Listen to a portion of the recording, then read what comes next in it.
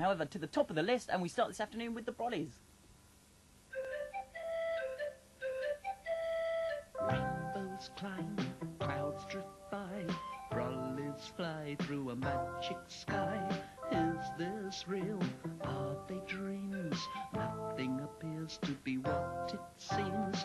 Then far away I can hear a voice in the weatherhouse call out a name. Mr. Brolly, it's time for the rain.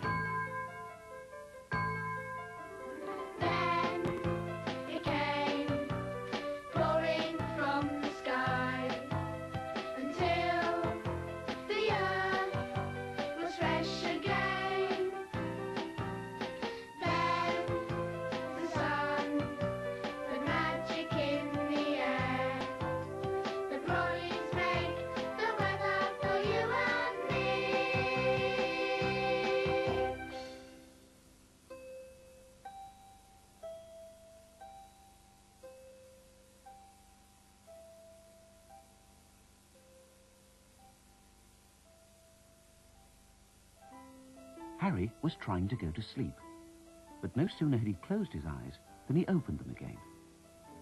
Tucked up beside Harry in bed were his toys, Elephant and Hippo. Snake, as always, lay on the rug by the door, and Bird was perched on the chest of drawers. Harry stared down at his patchwork quilt. It was different from other quilts.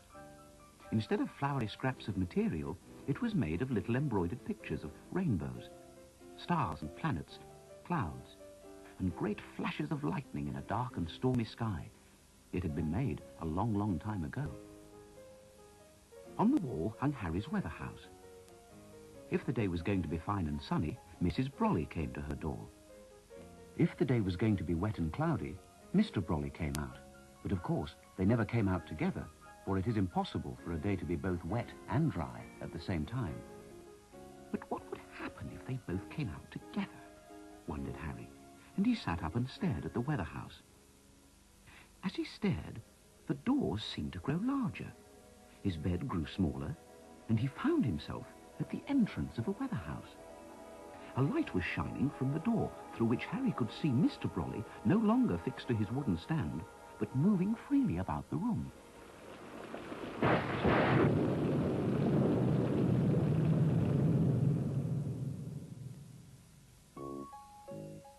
Thunder and lightning and heavy showers, followed by fog.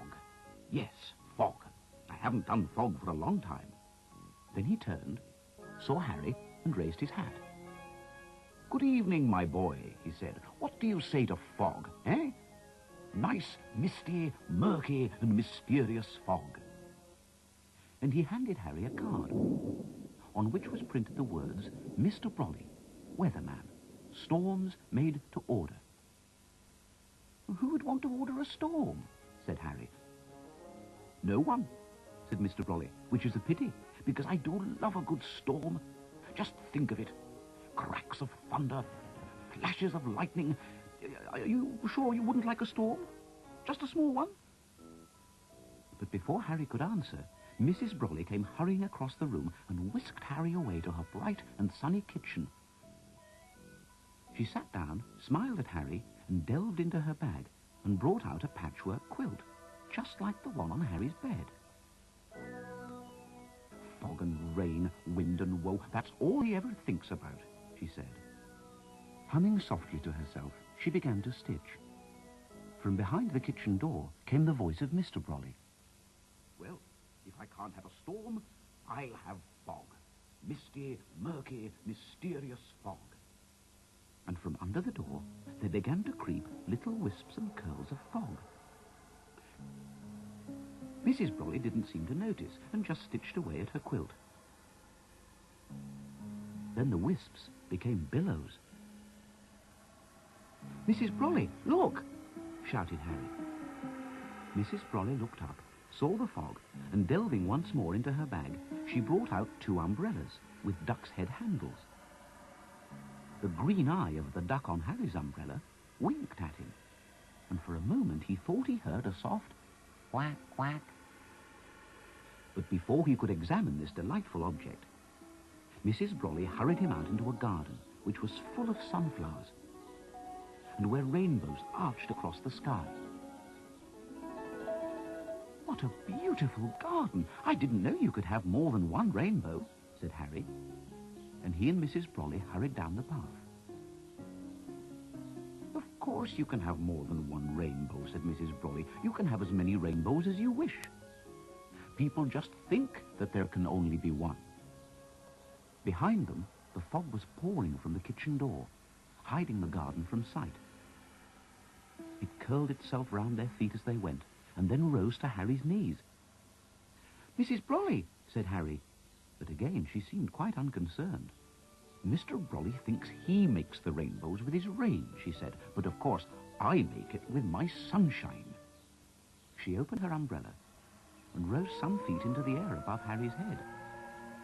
"Quick, quick, open your umbrella," she shouted. So Harry opened his umbrella and floated up to Mrs. Brolly's side. The fog swirled up around them, and Harry was a little alarmed. But Mrs. Brolly reached out and took his hand, and together they soared through the sky with some speed, clearing the bank of fog which rolled after them.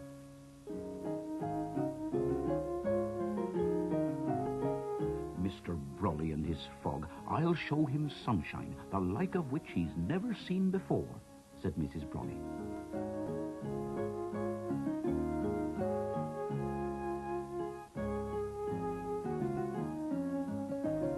"Umbrellas don't fly," said Harry. "Magic umbrellas fly," said Mrs. Brolly. "I didn't know there were any magic umbrellas," said Harry. "There are only 3 in the whole wide world," said Mrs. Brolly. "Yours and mine and Mr. Brolly's." "Only 3? How lucky he was," thought Harry, "to be the only child with a magic umbrella. With a magic umbrella, he could go anywhere." "Where are we going, Mrs. Brolly?" he said. "Anywhere and everywhere," said Mrs. Brolly, and for the moment her voice was soft and dreamy. "We're the Brollys," she said. "The Brollys make the weather, and there's weather all over the whole wide world."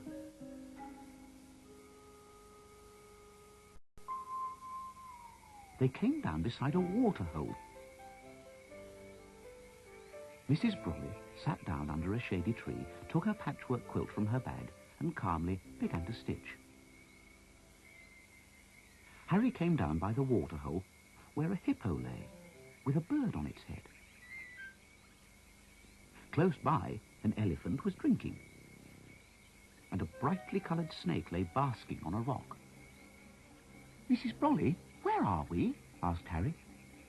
"In Africa," said Mrs. Brolly. Harry hung his umbrella on a branch of a tree and looked down at the scene. The sky was a brilliant blue, except for on the horizon where some wisps of cloud were drifting about. "Mrs. Brolly," said Harry, "I think it's going to rain." "Rain? Rain? Trust Brolly to try and spoil everything," said Mrs. Brolly. "I'll teach him a lesson." And she pointed her umbrella at the sky.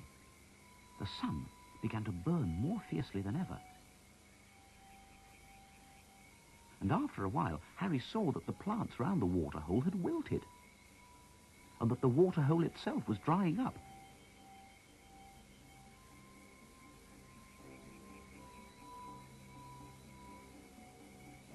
"No, don't do that, Mrs. Brolly," said Harry. "Let it rain a little."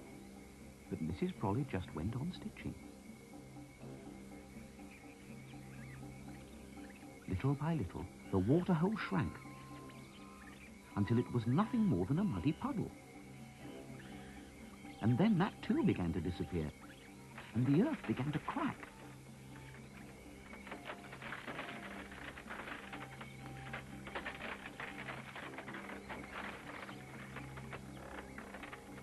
Puzzled, the animals stared at Harry.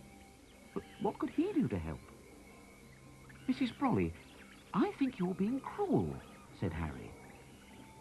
"Cruel?" said Mrs. Brolly. "But it is the nature of the sun to be hot. Do you think that too much rain would be better?" "Please, Mr. Brolly, try to rain," shouted Harry. "Try as hard as you can." And as he shouted, heavy clouds began to appear in the the sky.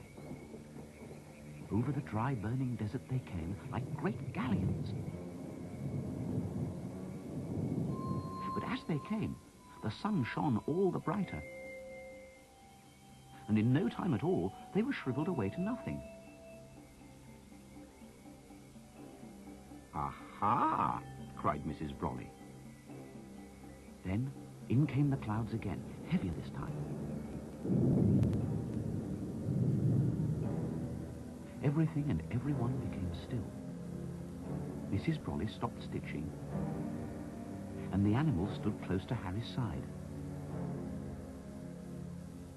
Then came a flash of lightning, a clap of thunder, and the rain began to fall. Harder and harder it came, until the ground all around was sodden. "It's raining! It's raining! The rain's come back!" shouted Harry. Everyone was so happy that they grunted and stamped, they danced and hissed, and flew around in little circles. "Mrs. Brolly, isn't this better?" said Harry. "Everyone's happy." "Is it?" said Mrs. Brolly. "Are they?" And up through the raindrops she went, clutching her bag. Below, the waterhole filled to overflowing.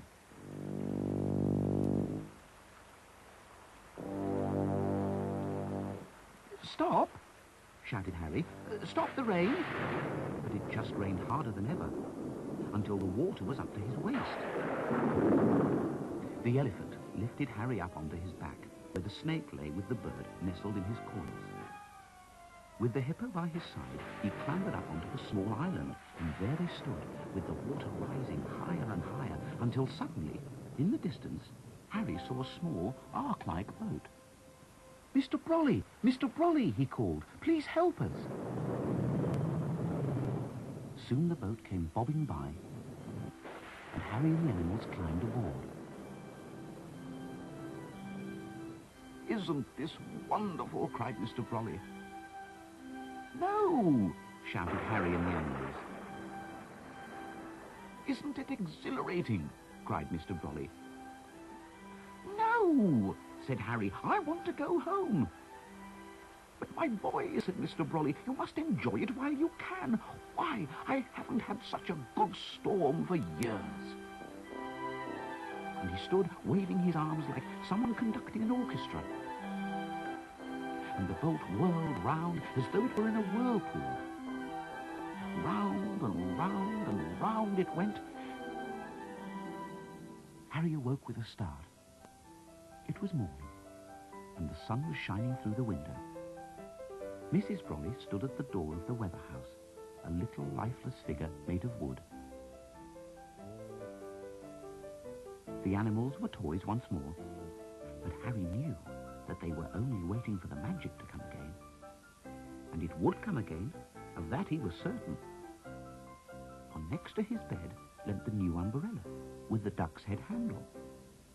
"Whack," it said softly to Harry, and it winked its eye.